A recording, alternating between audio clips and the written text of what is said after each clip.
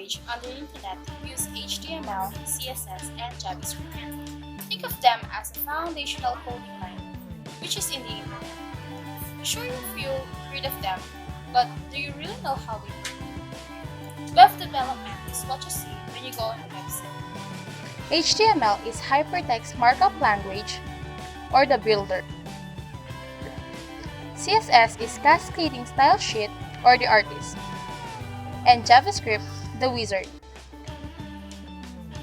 They are different, but HTML, CSS, and JavaScript need one another to make a website. Imagine you want to code this homepage using HTML, but just HTML. HTML essentially will define all the content, the text, the images, the links. But without CSS, the artist, and without JavaScript, the wizard, an HTML-only website will look like this.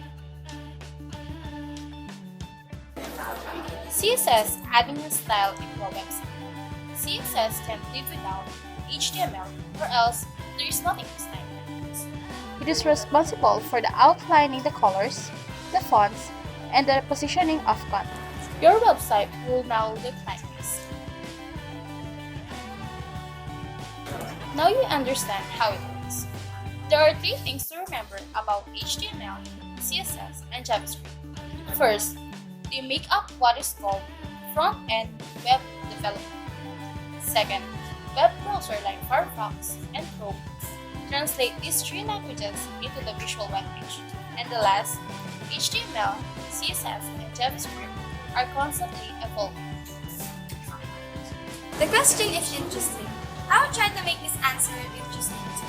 So, if you're on the internet and you are using a browser like Chrome, Firefox, Internet Explorer, Safari, and such, then you are able to see anything after hitting the URL. Now, the interesting fact is that anything you can see visually is written on your HTML means HTML is everywhere in your browser. Browser can render HTML even if you link your own web page using the HTML. So the purpose of HTML, or the Hypertext Markup Language, is to create a website and also to create a web page. So what do you think is the use of HTML?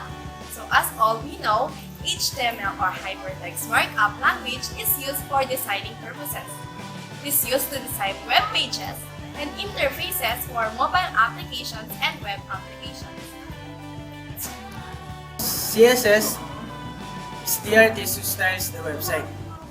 CSS stands for Cascading Style Sheets. CSS describes how HTML elements are to be displayed on screen, paper, or other media. CSS serves a lot of work. It can control the layout of multiple web pages all at once.